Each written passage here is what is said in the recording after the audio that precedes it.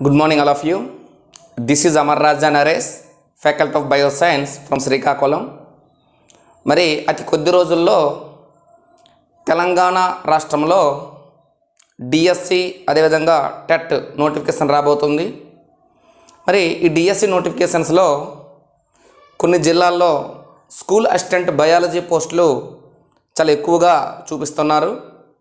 మరి ఇటువంటి school assistant biology పోస్టులకి తెలంగాణ విద్యార్థులు బయాలజీ పరంగా ఏ బుక్స్ చదవాలి అనేది ముందు తెలుసుకోవాలి. తెలంగాణ బయాలజీ కానీ ఆంధ్రప్రదేశ్ బయాలజీ సబ్జెక్ట్ కానీ ఒకేలా ఉంటాయి. కాకపోతే ఆంధ్రప్రదేశ్లో 3rd to 7th క్లాస్ వరకు టెక్స్ట్ బుక్స్ మారాయి. తెలంగాణ రాష్ట్రంలో టెక్స్ట్ బుక్స్ మారలేదు. అంటే ఇప్పుడు తెలంగాణ విద్యార్థులు స్కూల్ అసిస్టెంట్ బయాలజీ డిఎస్సికి అయితే 6th క్లాస్ నుంచి ఇంటర్మీడియట్ వరకు అకాడమీ టెక్స్ట్ బుక్స్ ప్రిపేర్ అవ్వాల్సి ఉంటుందండి. అకాడమీ టెక్స్ట్ బుక్ నమ్మండి, జాబ్ తప్పకుండా రావడానికి అవకాశం ఉంది. ఓకే కదండి. మరి ఇప్పుడు ప్రీవియస్ డిఎస్ ఎగ్జామినేషన్స్లో స్కూల్ అసిస్టెంట్ బయాలజీలో కొన్ని బిట్స్ ఇచ్చాడు. ఆ బిట్స్ ఎలా వచ్చాయి, కొన్ని బిట్లను మనం ఇక్కడ డిస్కస్ చేద్దాం, మీకు ఐడియా ఉంటుంది. స్కూల్ అసిస్టెంట్ బయాలజీ పూర్తి వీడియోస్ కానీ మీకు కావాలనుకుంటే ప్లేస్టోర్లోకి వెళ్ళి నరేష్ బయోసైన్స్ అనే యాప్ ఉంటుంది.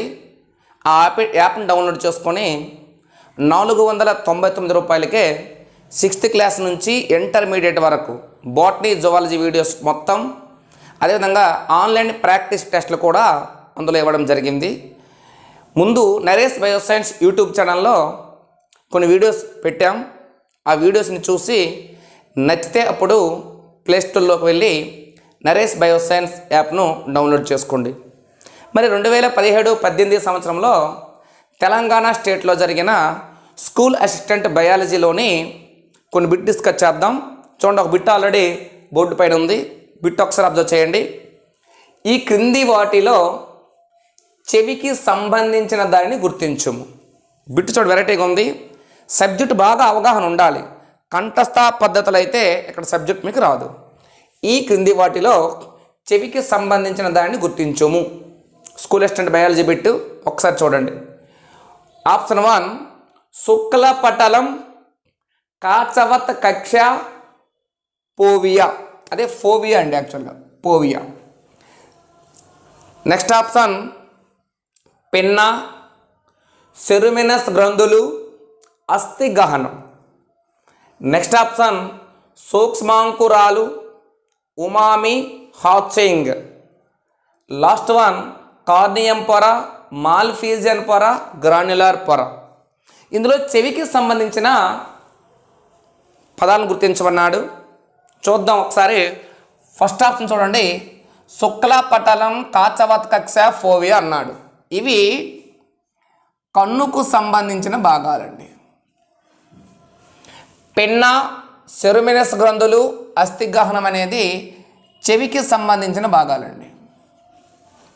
సూక్ష్మాంకురాలు ఉమామి హాచింగ్ అనేది నాలుకకు సంబంధించిన భాగాలు. మరి కార్నియం పొర, మాల్ఫీజియన్ పొర, గ్రాన్యులర్ పొర అనేవి చర్మానికి సంబంధించిన భాగాలు. అంటే టోటల్గా ఈ బిట్ అనేది ఏ టాపిక్ నుంచి ఇవ్వబడిందంటే జ్ఞానేంద్రియాలు అనే టాపిక్ నుంచి ఇవ్వబడిందండి. జ్ఞానేంద్రియాలు, సెన్స్ ఆర్గాన్స్ అనే టాపిక్ నుంచి ఇవ్వబడింది. ఇది ఏ తరగతిలో ఉందంటే 9th క్లాస్ బయాలజీలో ఉందండి. 6th లెసన్, 9th క్లాస్ బయాలజీలో 6th లెసన్ జ్ఞానేంద్రియాలు, సెన్స్ ఆర్గాన్స్. ఆ జ్ఞానేంద్రియాల నుండి ఈ బిట్ ఇవ్వడం జరిగింది. అయితే వీటి కోసం ఇంటర్మీడియట్ సెకండరీ జువాలజీలో కూడా ఉంది, కానీ ఈ పదాలు మాత్రం కరెక్ట్గా 9th క్లాస్ నుంచి వచ్చిన పదాలే. కాబట్టి 9th క్లాస్ బిట్ ఇది, మీరు గమనించండి. క్లియర్ కదండి. టోటల్గా స్కూల్ అసిస్టెంట్ బయాలజీలో కంటెంట్ బిట్స్ అనేవి తెలంగాణ గవర్నమెంట్ అయితే 88 ఉంటాయండి. 88 44 marks. 6th to intermediate, inter వరకు సిలబస్. మరి 6th to 10th క్లాస్ వరకు 44 bits. Only intermediate botany and zoology కలిపి 44 బిట్స్ ఇస్తాడండి. మరి హాఫ్ మార్క్ కాబట్టి టోటల్గా 44 మార్క్సే మీరు గెయిన్ చేయగలరు. అంటే గెయిన్ చేయడం అంటే 44 మార్క్స్ అనేవి ఇక్కడ ఇవ్వడం జరుగుతుంది. అందులో మీరు అకాడమీ బుక్స్ ప్రిపేర్ అయితే మ్యాక్సిమం 40 మార్క్స్ మీరు గెయిన్ చేయగలరు. 44 చాలా కష్టం. ఒకసారి గమనించండి, ఒకసారి బిట్టు ఒకసారి ఎక్స్ప్లెయిన్ చేద్దాం. ఫస్ట్ది కన్ను అన్నాను. అంటే ఈ కన్నులో శుక్లపటలం, కాచవత్ కక్ష, ఫోవియా అనేవి ఎక్కడ ఉంటాయి, ఏంటి పరిస్థితి ఒకటి చూద్దాం. మరి కన్ను నిర్మాణం కానీ తీసుకుంటే కంటిలో ప్రధానముగా ఒక 3 పొరలు ఉంటాయండి. అందులో ఒకటి దృఢస్థరం, రెండవది రక్తపటలం, మూడవది నేత్రపటలం లేదా రెటీనా. కంటిలో అన్నిటికంటే బయట వైపు ఉండే పొరే దృఢస్థరం అండి. ఒకసారి అబ్జర్వ్ చేయండి, కంటిలో అన్నిటికంటే బయట వైపు ఉండే ఈ పొరే దృఢస్థరం. ఈ దృఢస్థరం అనేది ఉబ్బి శుక్లపటలం లేదా కార్నియా అనే పొరను ఏర్పరచును. అంటే ఈ శుక్లపటలం అంటే మీకు ఒక ఐడియా వచ్చింది. దృఢస్థరం ఉబ్బి శుక్లపటలాన్ని ఏర్పరుస్తుంది. దృఢస్థరం అనేది కంటిలో బయట వైపు ఉండే పొర. ఓకే కదండి. నెక్స్ట్ చూడండి, కాచవత్ కక్ష అన్నాడు. మనందరి కంటిలో కూడా ఒక కటకం ఉంటుందండి, కటకం. ఆ కటకమే ద్వికుంభాకార కటకం. కంటిలో ఉండే కటకం ఏంటంటే ద్వికుంభాకార కటకం. ఈ ద్వికుంభాకార కటకం అనేది కంటిని 2 గదులుగా విభజిస్తుంది. ఆ ముందు వైపు ఉండే ఇది ఒక గది, ఇది ఒక గది అండి. ఈ ముందు వైపు ఉండే ఈ గదినే నేత్రోదక కక్ష అంటారండి. లోపల ఉండే ఈ గదినే కాచవత్ కక్ష అంటారు. అంటే ఇప్పుడు కాచవత్ కక్ష అంటే ఏంటో కూడా మీకు అర్థమైంది. కంటిలో కటకం ఉంటుంది, అది కంటి 2 భాగాలు విభజిస్తుంది. బయట వైపు ఉండే గదిని నేత్రోదక కక్ష, లోపల వైపు ఉండే గది కాచవత్ కక్ష. ఇది కూడా తెలుసు. చిట్ట చూడండి, ఫోవియా అని ఇచ్చాడు. ఫోవియా, ఇక్కడ ఫోవియా అంటే ఇక్కడ పచ్చ చుక్క అండి. పచ్చ చుక్కని ఇచ్చి ఉంటాడు, ఇంగ్లీష్ ఎల్లో స్పాట్ అంటారు, పసుపు చుక్క కాదు. దీనికే ఇంకొక పేరు మేక్యులా. అంటే ఇక్కడ ఫోవియన్నే పచ్చ చుక్కన్నే మేక్యులన్నే ఒకటే. చూడండి, కంటిలో లోపలి పొర నేత్రపటలం, దీనికే రెటీనా అంటారండి. ఫర్ ఎగ్జాంపుల్ ఇది లోపల పొర అయిన రెటీనా అనుకోండి. ఇది ద్వికుంభాకార కటకం. మరి ఈ భాగంలో తారక అనే భాగం ఉంటుంది. తారక, ఇదంతా మనం వీడియోలో ఉందండి, చూడొచ్చు. తారక అనేది శుక్లపటలం తర్వాత ఇక్కడ చూడండి కనుపాపు ఉంటుంది. కనుపాపు మధ్య ఉండే రంధ్రమే తారక. తారకకు వెనుకగా ద్వికుంభాకార కటకం ఉంటుంది. ఈ చిట్ట చివరి పొర నేత్రపటలం. మరి తారకకు ఎదురుగా ఉండే ఈ నేత్రపటలంలో దండాలు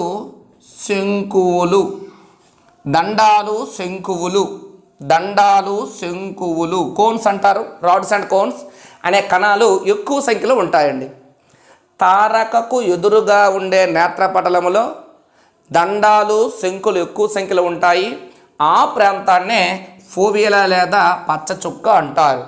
అంటే కన్ను కోసం పూర్తి డీటెయిల్స్ అనేవి మీకు యూట్యూబ్లో ఉంది, నరేష్ బయోసైన్స్ యూట్యూబ్ ఛానల్లో ఉంది, ఇంకా నరేష్ బయోసైన్స్ యాప్లో కూడా ఉంది, గమనించండి. ఇది ఓన్లీ బిట్టు మాత్రం ఎక్స్ప్లెయిన్ చేస్తున్నాను నేను. మనకి ఇచ్చే బిట్టేటి చెవికి సంబంధించినవి గుర్తించమన్నాడు, ఆన్సర్ టు రైట్. ఓకే, ఒక్కొక్క భాగం కోసం డిస్కస్ చేద్దాం. ఓకే కదండి. ఇది ఫస్ట్ ఆప్షన్ అండి. సెకండ్ ఆప్షన్ ఏంటి? పిన్న, సెరుమినస్ గ్రంథులు, అస్థిగహనం, చెవన్నం. ఆ భాగాలు ఎక్కడ ఉంటాయో ఒకసారి అబ్జర్వ్ చేద్దాం. చెవి చూడండి, చెవిలో ప్రధానంగా 3 భాగాలు ఉంటాయండి. ఫస్ట్ భాగం వెలుపలి చెవి, సెకండ్ వన్ మధ్య చెవి, థర్డ్ వన్ లోపలి చెవి. ఈ వెలుపల చెవిలో మళ్ళీ 3 భాగాలు ఉంటాయండి. చెవి దొప్ప, అదే చెవి డొప్ప అంటాం. అదే విధముగా ఆడటరీ మీటస్, ఈ ఆడటరీ మీటస్నే బాహ్య శ్రవణ కుహరం అంటాం. చిట్ట చివరది కర్ణబేరి అండి. ఓకే, మరి ఈ చెవి దొప్పకే ఇంకొక పేరు పిన్న.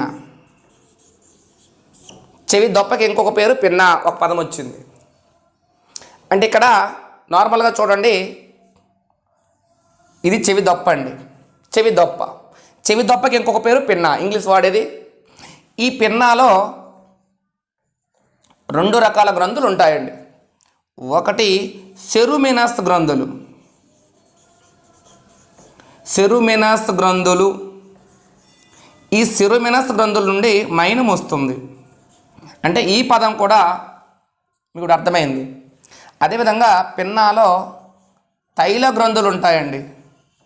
ఈ తైల గ్రంథుల నుండి తైలం వస్తుంది. ఈ 2 కూడా దేంట్లో భాగాలు? పిన్నాలో భాగాలు. పిన్నా దేంట్లో భాగం? చెవి దొప్పకే ఇంకో పేరు పిన్న. పిన్నా వెలుపల చెవిలో భాగం. క్లియర్ కదండి? ఇది ఓకే, 2 ఓకే.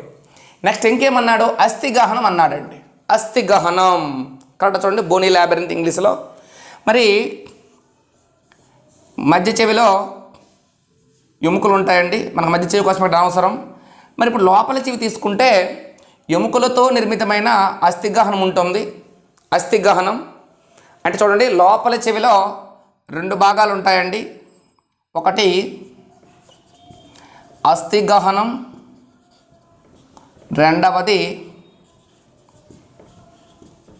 త్వచాగహనం.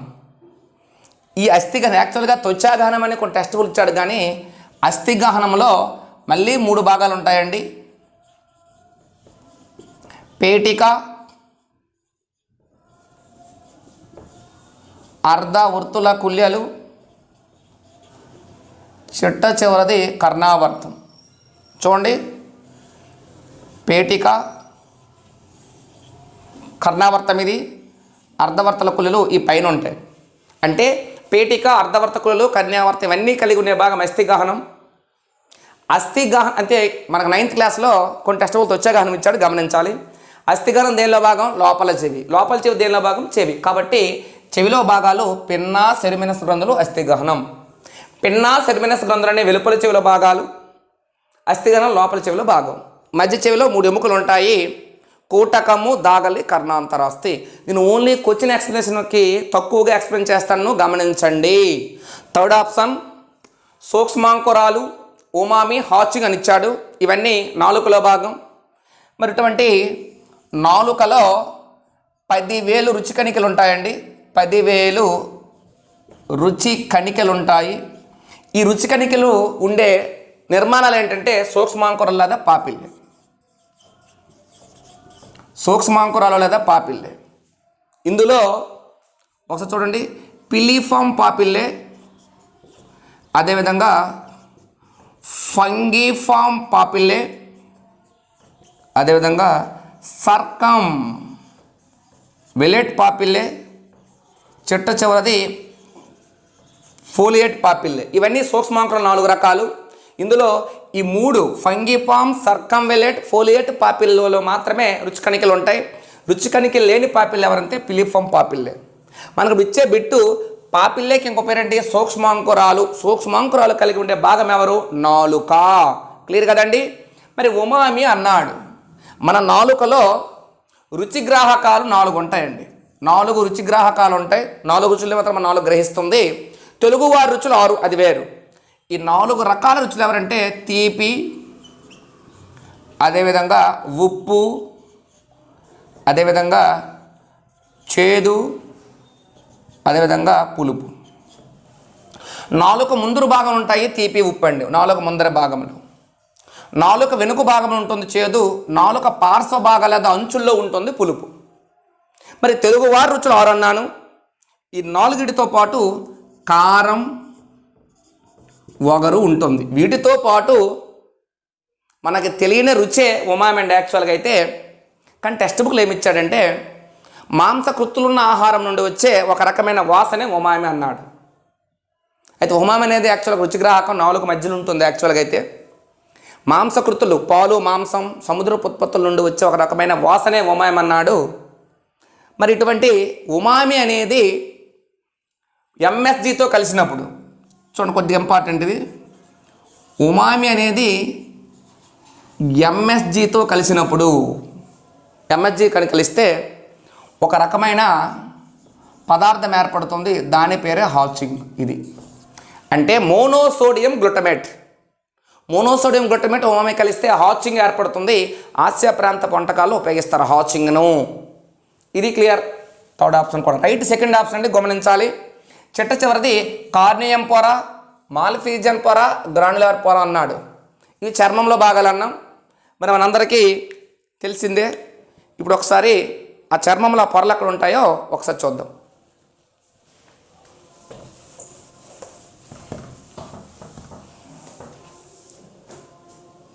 ఒకసారి అబ్జర్వ్ చేయండి.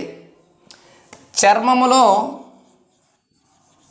ప్రధానముగా రెండు పొరలు ఉంటాయండి. ఒక పొర బాహ్య చర్మం, ఇంకొక పొర అంతఃచర్మం.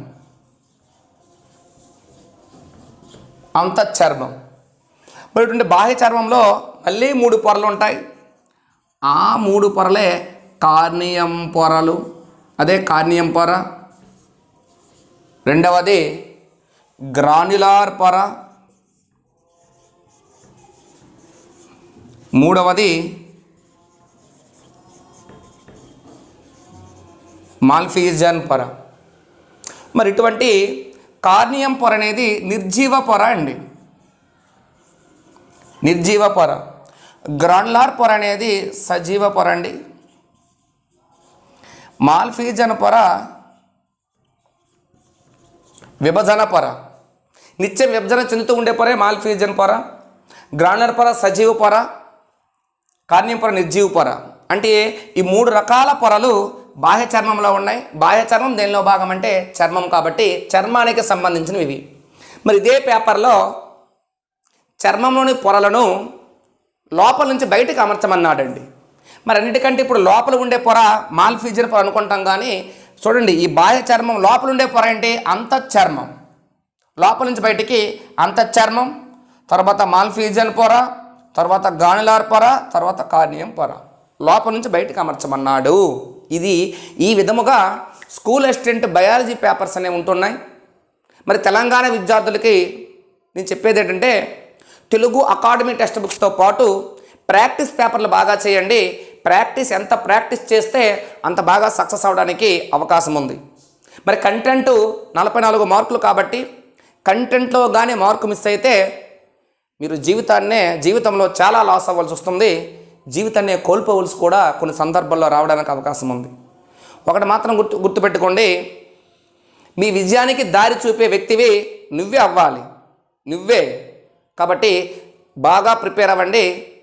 అయితే ఇక్కడ ఏపీ విద్యార్థులకు కూడా రాబోయే నోటిఫికేషన్లో బయాలజీ అనేది మారదు. సేమ్ తెలంగాణ విద్యార్థులు కానీ ఏపీ విద్యార్థులు ఎవరైనా ఈ వీడియోని ఫాలో అవ్వచ్చు. తెలంగాణ విద్యార్థులందరికీ Naresh bioscience YouTube channel, Naresh bioscience app తరపున మీ అమర్ రాజా నరేష్ ఆల్ ది బెస్ట్ చెప్తూ బాయ్. నెక్స్ట్ వీడియోలో మళ్ళీ కలుద్దాం.